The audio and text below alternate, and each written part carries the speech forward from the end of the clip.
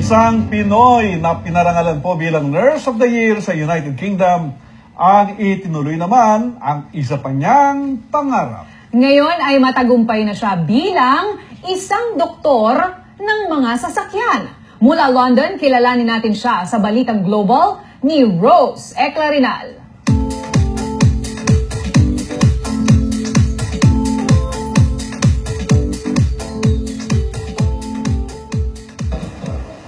Noong taong 2011, kinilala si Junjun Medran, tubong Oriental Mindoro bilang Nurse of the Year mula sa 600 nominees ng Brighton and Sussex University Hospital. Clinical Nurse Manager siya noon ng BSUH at dahil sa kanyang excellent patient care, siya ang binigyan ng parangal. Ngayon, nagbago siya ng landas para tuparin naman ang isa pa niyang passion, ang maging mekaniko at negosyante. I've done my service to humanity. Why not chase my other dream, which is passion with cars? And then at that time, yun yung mga time na ang lakas ng, grabe yung transition nung buhay ko ng mga panahon na yun. I lost my mom at that time, and I realized na life is indeed too short. Ang hilig niya sa sasakyan ay impluwensya ng tatay niya na dating jeepney driver sa Mindoro. Pero napagtapos silang 4 na magkakapatid ng nursing. Paniwala ni Junjun, walang pinipili ang negosyo. Kasi ang motor trade industry dito sa, lalo na sa UK, has got a bad impression. Pag may mga dumating kami mga customer, ina-apply ko pa rin yung parang nagkikare ako sa pasyente at saka sa mga relatives. And then that brought us on top of the business around this area. At hindi pa huli, kahit nga may magandang career na siya sa healthcare sector. Mahirap talaga, mahirap yung decision, yung decision making na iwanan ko yung career ko na I'm on the top of my career at that time. Bakit ko gagawin to? Maybe sinasabi nilang midlife decision, important decision na gagawin ko. And if I don't do it, when I'm gonna do it? So, yung pala kailangan pala talaga na pag mayroon kang isang bagay na gustong gawin, do it. Kasi baka hindi na dumating yung pagkakataon na yan. Baka hindi na ulit opportunity. Yeah, yes. Ibang-iba yung financially, ibang-iba yung dating ng pera pagdating sa business.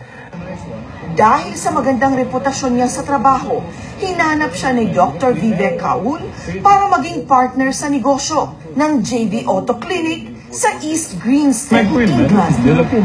Why can't we do the National Health Service kind of? I saw him in the hospital corridor. I said, Junjun, I have something for you. I said, Junjun, this is what I said, yes. Hindi raw nagbago ang disposisyon ng Pinoy nurse. But he was a very helpful personality. In the middle of the night, always smiling, cheering. Because to smile or to be very happy at 3 o'clock in the morning, when your emotions are at the lowest ebb, it needs a special person. We wanted the female, male, every customer to be treated in a very fair and honest way. That was the basic principle. And I thought this Junjun was the right guy for it.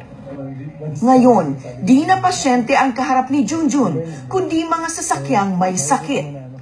Ang sekreto kung bakit siya naging Nurse of the Year noon, dito naman sa negosyo niya ina-apply. Kaya sila ang may #1 client review sa East Grinstead. And how do you find the service? Excellent.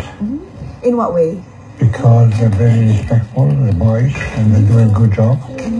Yung partnership namin more on like brotherhood eh. Nandun na yung trust, nandun na yung relationship in between about finance and personal problems and business problems. Hands-on sa negosyo si Junjun, kaya pasalamat siya sa suporta ng kanyang pamilya. 2 taon pa lang sa negosyo, pero marami nang natutunan si Junjun. In the morning, I do management. I look after the customers and the bookings and ordering. And pagdating ng hapon, wala na. Nakaano na ako yun. Nakapanggawa na ako. I paint. I do mechanics. At payo niya sa mga nais mag-career shift. Pag meron kang isang bagay na gustong gawin, huwag kang mag-alinlangan. Ipasa Diyos mo. at ipanalangin mo and give your best shot. Give your best shot every day. Ang oportunidad daw sa negosyo, minsan lang kumatok, kaya huwag palalampasin. Making it Rose Eclarina, ABS-CBN News, London. It is Galing, ano? from nurse From nurse to most doktor trusted. ng mga kotse. Correct. Most trusted mechanic. Oh, ang galing. Pero kasi, sa kanya, merong personal touch. Yung papakita mo yung parang nurse din. Oo. Yun yung care, pangangalaga, yung iyong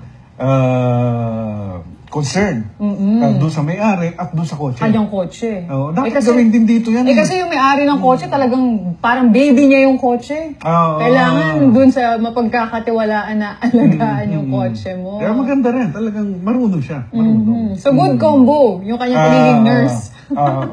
At kaya naman siguro, sabi nga ni Rose, umaasenso ng gusto yung kanyang negosyo. Yes. Yan ang dapat sa mga Pinoy. Di ba?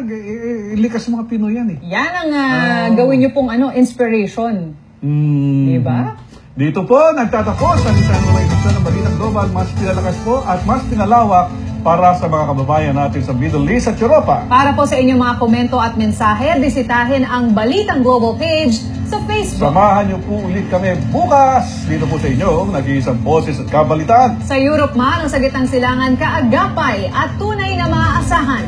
Balitang Global!